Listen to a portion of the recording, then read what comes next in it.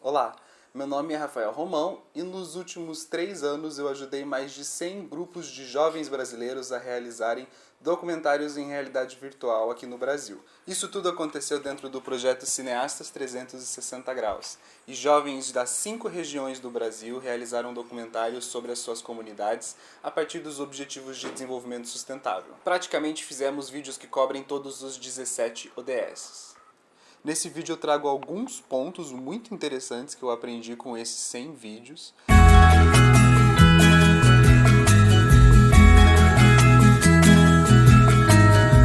A primeira dica envolve o primeiro vídeo que ganhou a nossa competição nacional, Francisca, um vídeo realizado em Goiás, no centro do Brasil, sobre uma mulher que é uma liderança comunitária em uma área de aterro sanitário. Ele é um vídeo que propõe um encontro com a Francisca. Então, durante todo o vídeo, vai sendo construído, junto com o espectador, a expectativa do surgimento da Francisca. Durante o vídeo, ouvimos relatos sobre quem é Francisca e tudo que ela faz pela comunidade dela. Tudo sem vermos efetivamente a Francisca. E o vídeo ele começa com uma proposta de deslocamento do espectador, ou seja, ele logo no começo fala, olha, nós vamos para esse lugar que não necessariamente é um lugar que você já conhece, não necessariamente é um lugar que você já ouviu falar, e com a realidade virtual eu vou te levar até lá. Então o vídeo, logo nos seus primeiros 30 segundos, propõe um plano de transporte.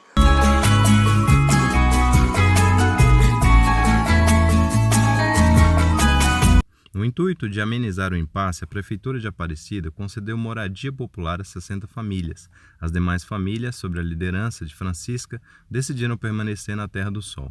Hoje, 2018, são mais de 2 ou 3 mil filhos e filhas de Francisca. São 487 famílias que depositam nessa mulher a expectativa de uma real ajuda, a qual em geral acontece. Ou seja, um plano que propõe ao espectador um deslocamento.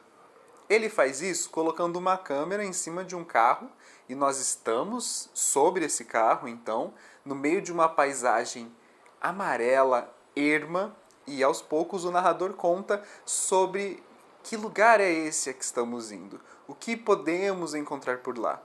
Essa é uma ótima forma de propor esse deslocamento para o seu espectador, que pode estar em qualquer lugar do mundo e que logo de começo é preparado para esse deslocamento, para que ele saia do lugar dele, para que ele se coloque no lugar do outro. Ou seja, esse vídeo utiliza os seus primeiros 30 segundos para propor esse deslocamento. Isso nos leva a uma outra discussão que é super relevante sobre os primeiros 30 segundos de cada produto, de cada obra em 360 graus. Os primeiros 30 segundos eles possuem uma importância tremenda, pois eles ajudam a criar o ambiente de imersão, a criar essa atmosfera. Os 30 primeiros segundos são o seu convite ao espectador para que ele entre no seu universo. Então é super importante que esses primeiros 30 segundos sejam bem trabalhados e que proponham essa atmosfera, que sejam esse convite, não necessariamente com um plano de transporte, existem outros jeitos de você colocar o espectador nesse clima.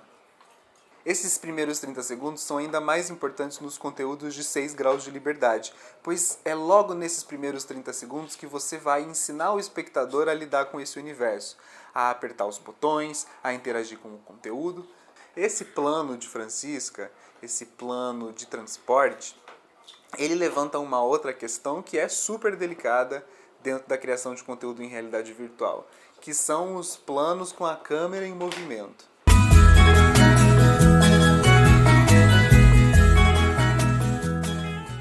Geralmente, um dos primeiros avisos que as pessoas recebem quando elas vão criar um conteúdo em realidade virtual é: não saia andando com a câmera na mão.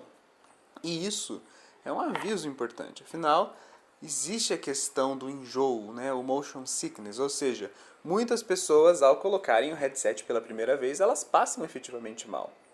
Porém, isso acabou virando meio que quase como que uma regra, né? Não pode colocar a câmera em movimento se você não tiver 1 milhão de equipamentos que garantam que essa câmera vai estar fazendo um movimento suave. Isso foi uma coisa que eu mesmo sempre orientei os meus estudantes, porém, é muito bom quando os estudantes ignoram o que o professor falou e efetivamente testam, se jogam, experimentam, veem no que vai dar. E com isso eu pude aprender com esses jovens que nem sempre dá errado gravar com a câmera em movimento. Esse plano que a gente acabou de comentar do Francisca, por exemplo, a câmera está em cima do carro. E esse não é um plano que incomodou os espectadores. Afinal, ele foi eleito o melhor filme feito dentro do projeto em 2018. Mas então, qual que é o segredo para um plano com uma câmera em movimento ficar bom? Na minha opinião, a partir do que eu tenho aprendido com os filmes do cineasta 360 graus, o que torna um plano em movimento um sucesso é ele ser justificado pela narrativa da história. Ou seja, não fazer o movimento apenas para ter o movimento, mas o movimento fazer parte, ser um elemento de linguagem da sua narrativa, do que você está querendo contar. E aí alguns desses 100 filmes fizeram isso de uma forma bem legal. O curta Lollapalooza Santo Amaro é um curta realizado dentro do nosso projeto sobre um evento que os jovens da comunidade de Santo Amaro realizam para as crianças ali da comunidade. E é um evento realizado por skatistas, por um grupo de skatistas para as crianças, e que inclusive tem a distribuição de sandálias e sapatos para as crianças que não têm condição de ganhar, por exemplo, presentes no Dia das Crianças.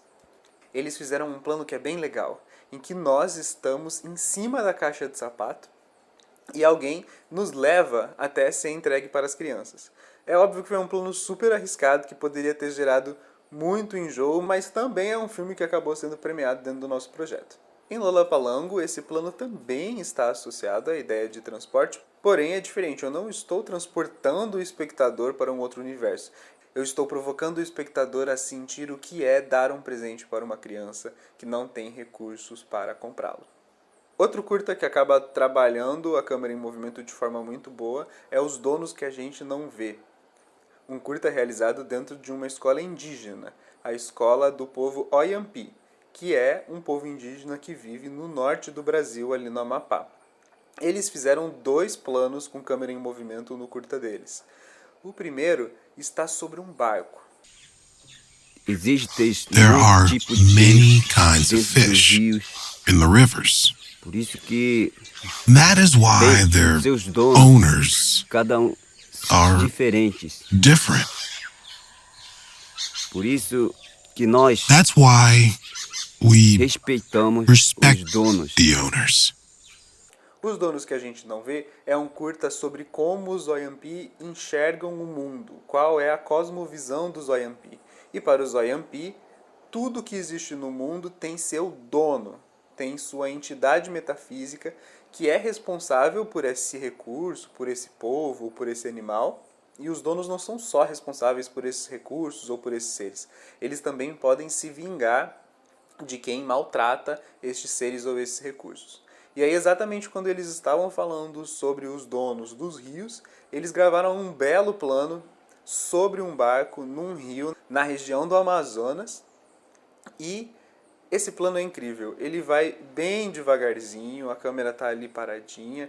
Um dos jovens, Curipiri, está sentado na frente do barco, contando a história dos donos, e atrás tem uma criança, só observando. Então você está ali bem suavemente naquele rio, ouvindo o respeito que os Oyampis têm pela natureza. No mesmo curta, o jovem Curipiri também sobe uma árvore, ele escala uma árvore, né, para demonstrar as habilidades que esses jovens indígenas possuem. We're the Waiapi ethnic group. Our idiom comes from the Tupi Guarani language. We live in our indigenous land, Waiapi, and we take care of 607,017 hectares of living forests, all demarked and approved. We have a population of approximately 1,400 people spread over 94 villages. Esse é um plano que eu concordo, ele dá um pouquinho de vertigem. Porém, aqui a vertigem é usada também como um ponto de linguagem. No caso, eles queriam que o espectador sentisse essa vertigem. Afinal, é vertiginoso você escalar uma árvore. É uma coisa que não é comum. É uma habilidade.